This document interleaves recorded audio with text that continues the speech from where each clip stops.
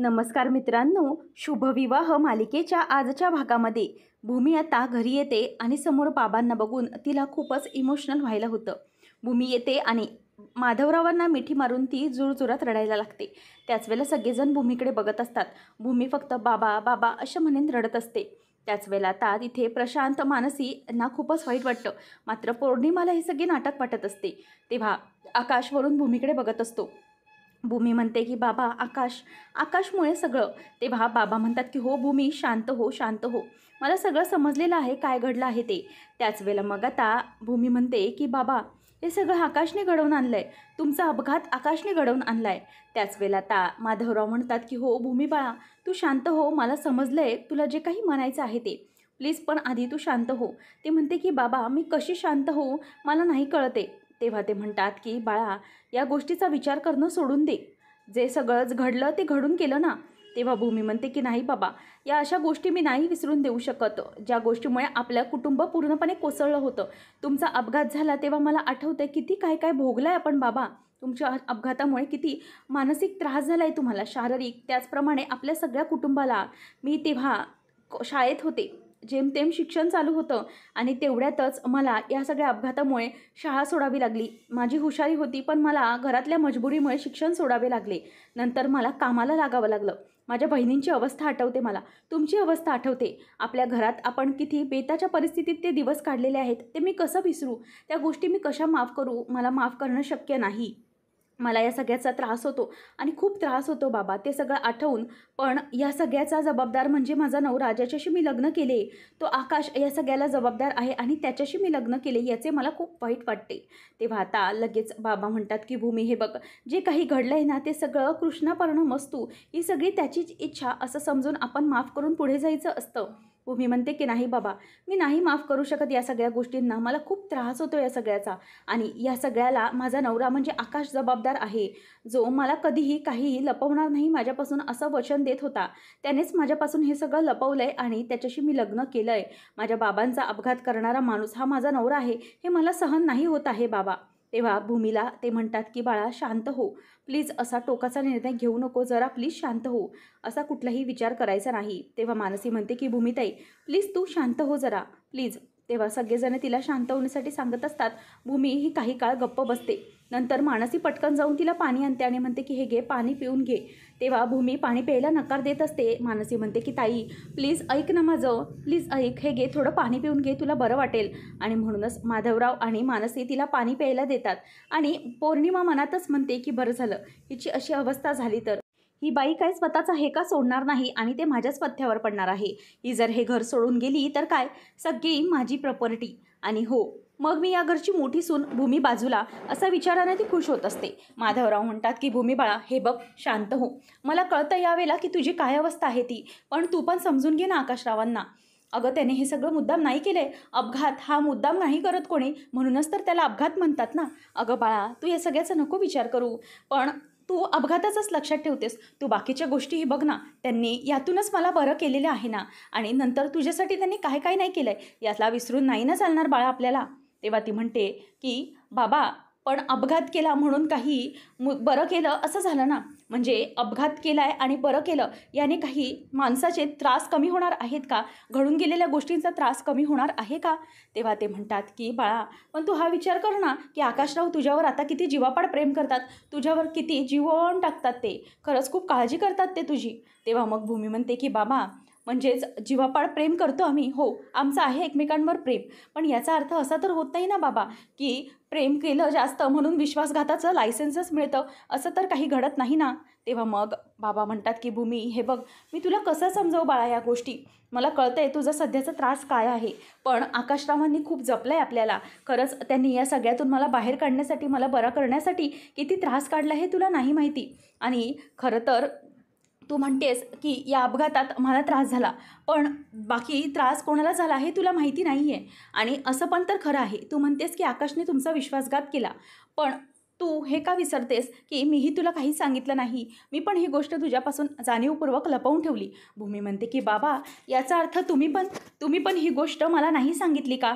तेव्हा ते म्हणतात की हो बाळा, तुला मीही ही गोष्ट नाही सांगितली, इथे असणाऱ्या प्रत्येकाला ही गोष्ट ठाऊक आहे, पण तुझ्या परिस्थितीमुळे, तुझ्या मनस्थितीमुळे ही गोष्ट कोणी सांगितली नाही. आकाशरावांना फार वाटत होतं की ती गोष्ट तुझ्यापर्यंत पोचवावी, पण त्यांना सांगवताना वेळोवेळी मीच थांबवले होते आणि त्यांना सांगितलं होतं की ही गोष्ट तुला सांगू नये, कारण त्यावेळेला तुझी मानसिक स्थिती ठीक नव्हती बेटा.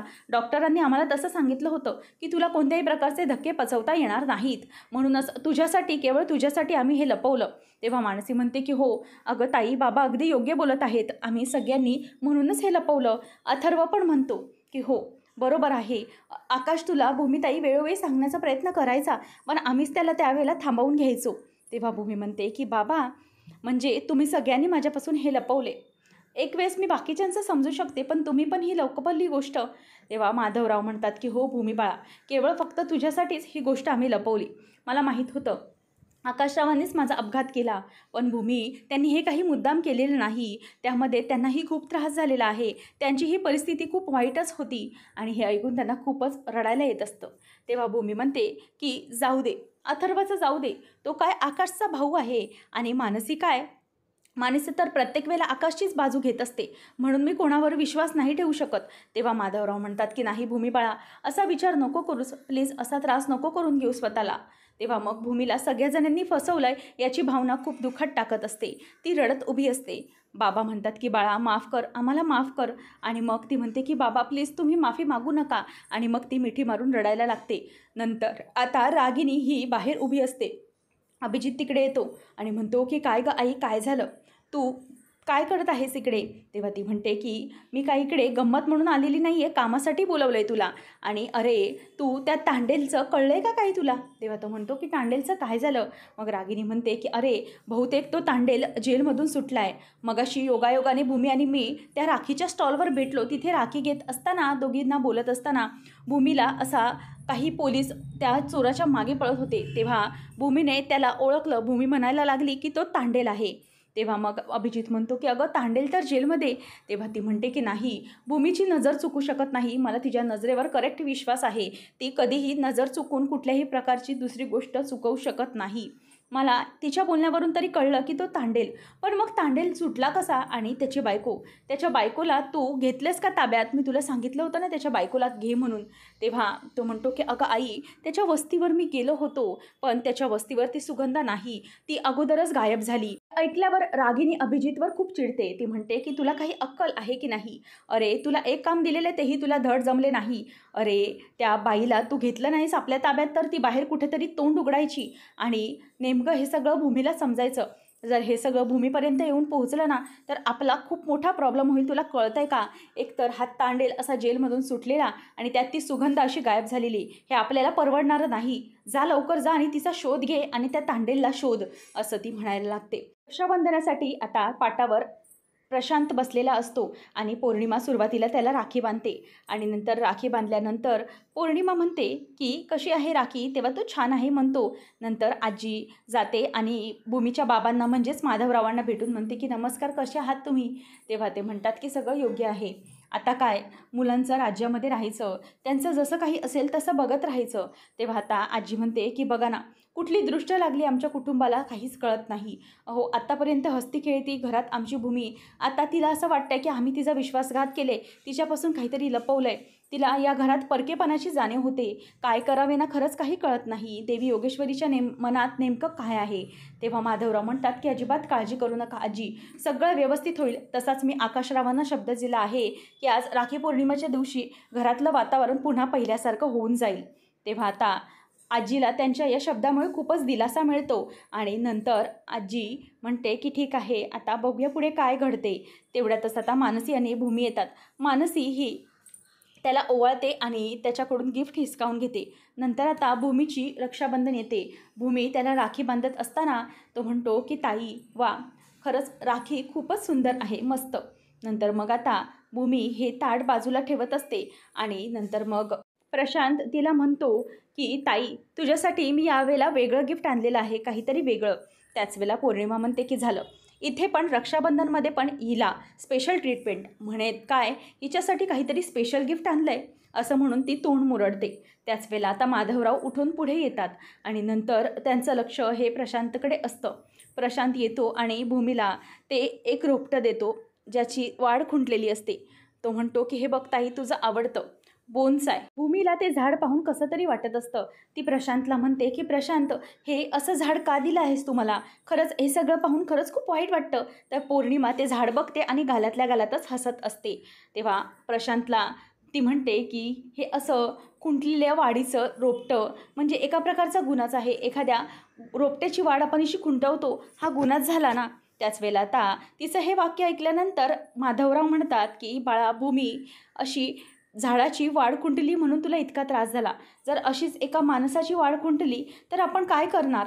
तितक्यात रघु काका येतात आणि म्हणतात की इकडे या मालकीनबाई, आकाश बाबा टेरेसवर चढलेत. हे ऐकल्यावर भूमी आता धावत धावत येते. आकाश आता गच्चीवर वरती कट्टाड्यावर उभा असतो आणि तो टुटूला घेऊन चालत असतो. आणि तेवढ्यातच भूमी तिथे पोचते. टुटूला आणि आकाशला तसं पाहिल्यावर तिला खूपच धक्का बसतो. आणि आता आकाश म्हणत असतो की टुटू, ते बघ आपलं गार्डन इथं किती सुंदर दिसत आहे ना. आणि आपलं ते मोर बघ ना, तुला माहिती आहे की आजी म्हणते आपण जर नीट खाल्लं ना तर मग मोर आहे ना तो असा पिसारा फुलवून नाचतो. आणि टुटू, चल आपण इथून जाऊया का गार्डनमध्ये खेळायला? भूमी म्हणते की आकाश असं का बोलतोय? आणि ती आकाशला म्हणते की आकाश, उतर, ये खाली, तू पटकन ये. तेव्हा तो म्हणतो की नाही नाही, ए सायकल राणी, अगं टुटू हा बघ सायकल राणी, ही बघ सायकल राणी आली, असं म्हणून तो ओरडू लागतो. आता भूमी त्याचा हात धरते आणि त्याला खाली घेते. त्याच वेळेला दोघंही एकमेकांच्या अंगावर पडतात आणि भूमी आकाश एकमेकांकडे बघत असतात. आता आकाशची अशी अवस्था पाहिल्यानंतर भूमीला खूपच धक्का बसलेला असतो. आणि आकाश आणि भूमी हे एकमेकांकडे बघत असतात आणि आकाश हा पटकन तिथून उठतो आणि म्हणतो की ए टुटू, हे बघ आपल्या सायकल राणीला बाऊ झालाय. हे बघ तिला बाऊ झालाय, किती लागलंय बघ. टुटू, तू ठीक आहेस ना? तुला बरं वाटतंय ना? थांब, आपण ना सायकल राणीसाठी मलम आणूया. ए सायकल राणी थांब, मी तुझ्यासाठी मलम आणतो. भूमी म्हणते की आकाश, हे काय आहे? तू असं का बोलत आहेस? प्लीज असं नको ना बोलू, मला त्रास होतोय. पण आकाश काही थांबत नसतो. म्हणूनच आता भूमी ही आकाशवर चिडते आणि त्याच्या जोरात कानाखाली वाजवते आणि म्हणते की आकाश, तू असं बोलू नको, मला तू असं वागतोय याचा खूप त्रास होत आहे. आणि आकाश त्याच वेळेला गप्प बसतो. आणि माधवराव येतात आणि माधवराव म्हणतात की भूमी बाळा, शांत हो. तू हे सगळं थोडा क्षण पाहिलंस, थोडा क्षण अनुभवलंस, पण तुला इतका त्रास झाला. आणि आकाशराव गेल्या 6 वर्ष असे जगलेत एखाद्या लहान मुलाप्रमाणे, तर त्यांना त्याचा किती त्रास झाला असेल. आता हे ऐकल्यावर मात्र भूमीला धक्का बसतो. ती म्हणते की बाबा काय 6 वर्ष? तेव्हा माधवराव म्हणतात की हो बाळा, 6 वर्ष. तू त्यांना थोड्या 1-2 मिनिटासाठी या अवस्थेत बघू शकली नाही. आकाशरावांनी त्यांच्या आयुष्याची 6 वर्ष अशी काढली आहेत. हे ऐकून तिला धक्का बसतो. पुढच्या भागात आपण पाहणार आहोत की आता आकाश रूममध्ये येतो तेव्हा भूमीने सायकल तयार करून ठेवलेली असते आणि त्याच्यात सॉरीचं ग्रीटिंग ठेवलेलं असतं. आता आकाश ते बघून खुश होतो. भूमी मागून येऊन म्हणते की आकाश, खरंच मला माफ कर. आकाश, मी तुला ओळखण्यात चुकले आहे, प्लीज मला माफ कर. त्याच वेळेला मग आता आकाश तिच्याकडे बघतो आणि भूमी आकाशला मिठी मारते आणि म्हणते की आकाश, तू ही 6 वर्ष कशी काढलीस असं अवस्थेमध्ये? आणि तेव्हा नंतर आता रघु काका भूमीला म्हणतात की मला सांगा, टॉयफायरचा कागद हा अगदी खाजगी गोष्ट आहे. ती कुठून बाहेरून नाही तर आपल्या घरातूनच कोणती तरी जवळच्या व्यक्तीनेच ती गोष्ट तिथे ठेवली असणार. आपल्याच घरातल्याच व्यक्तीने ती एक्वायरचा कागद तिकडे ठेवला असेल, असं आता भूमी विचार करते. नंतर कदम हे भूमीला फोनवर सांगत असतात की रागिनी मॅडम तर ऑफिसला आल्याच नाहीत. मग भूमी म्हणते की नेमकं हे सगळं काय आहे? म्हणजे रागिनी आत्या आमच्याशी खोटं बोलत आहेत का आकाशची आणि माझ्याशी? याचा अर्थ भानुशालीशी रागिनी आत्या मिळाल्या नाही आहेत ना? भानुशाली आणि आत्या मिळून हे सगळं करत नाही आहेत ना? त्याच वेळेला आता आकाश येतो आणि आकाश म्हणतो की काय आत्याचं काय म्हणालीस तू? त्याच वेळेला भूमी गप्प होते. आता भूमी आणि आकाशला रागिणीचा खरा चेहरा समोर येणार का, हे पाहणं रंजक ठरणार आहे. अशाच अपडेटसाठी आताच आपल्या चॅनलला सबस्क्राईब नक्की करा.